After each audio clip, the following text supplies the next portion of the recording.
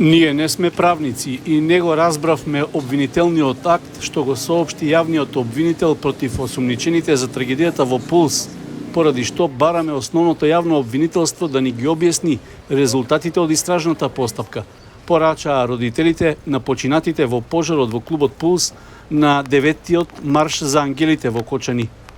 Учесниците на маршот тргнаа од паркот на Револуцијата во 18 часот и 5 минути, символизирајќи го задоцнетото институционално дејствување, а оттаму се упатија кон трговскиот центар, кон зградата на општина Кочани и полициската станица.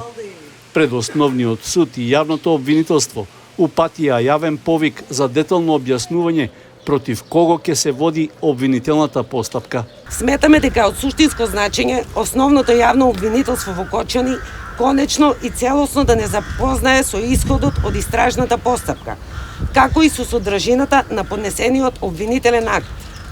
Кои физички и правни лица се опфатени, против кого се води постапката, а кои лица се изземени од одговорност, за да можеме да ги отстраниме сите дилеми кои што се јавуваат кај нас во врска со спроведената постапка.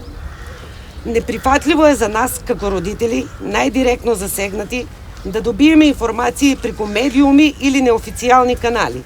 Очекуваме транспарентност и директна комуникација од надлежните институции. Имаме право да знаеме, како родители, како оштетени и како граѓани, кои се лица што се обвинети, кои не се повикани и кои се причините за тоа.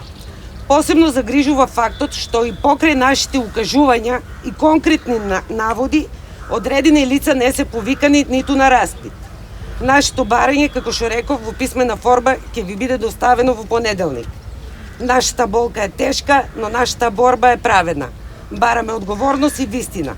Не само заради нас, туку и заради иднината, за никогаш повеќе да не се повтори ваква трагедија. Партиите преку медиумите кажуваат кој шо да дел, кој колку да дел.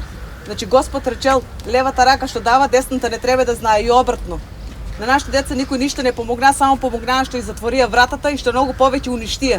Да е била вратата отворена, немало е толку да бидат уништени и ќе се спасили, а не како онај монструм од Еко што се е крил доле у скривницата и да се спаси, а на нашите деца ги оставил на милост и немилост. Значи дека му служи на чест. Писменото барање до обвинителството за објаснување околу обвинителниот акт родителите ќе го поднесат в понеделник, а побараа поддршка и од коалицијата за правично судење и од Транспаренси Македонија.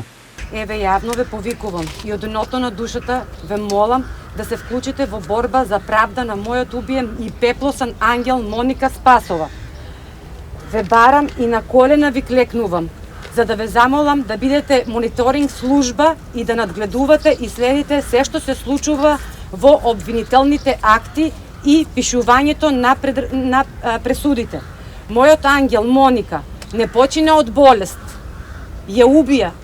Корупцијата и криминалот, таа имаше најголема желба да се бори против тоа, но не сакаше да биде дел од таа криминална и коруптивна банда, мафија.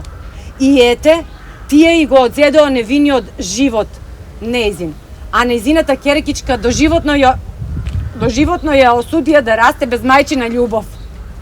Исто така, почитувана Слагјана Тасева, доколку сте во можност, ве повикувам и ве молам од дното на душава и вие да бидете вклучени во мониторинг служба над сите инволвирани за да ми помогнете да ја одбранам смртта на мојот убиен ангел.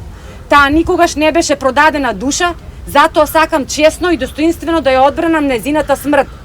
Моника е жива во мене и јас додека дишам ќе се борам за правда на мојот убиен ангел. Барам и финансиска помош од Европската Унија да се вклучи и да бидат дел од мониторингот.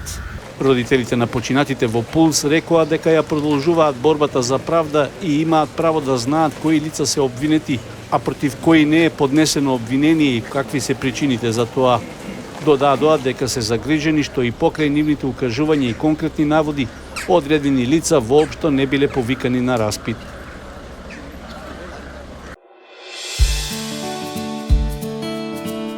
Канал 8 телевизија на вашиот мобилен уред.